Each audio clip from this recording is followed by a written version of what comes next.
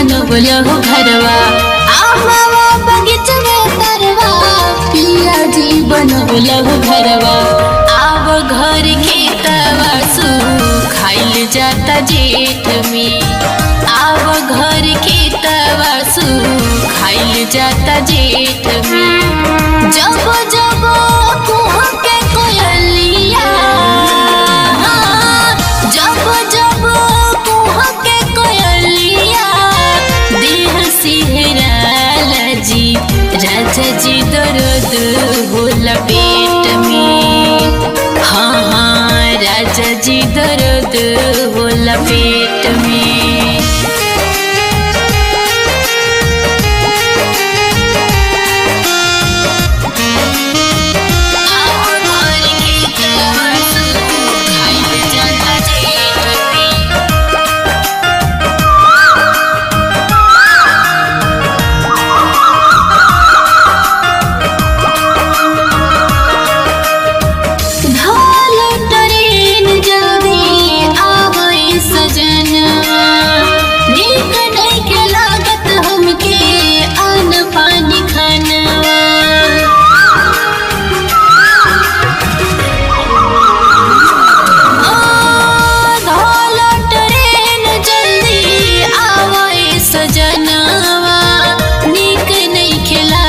हमके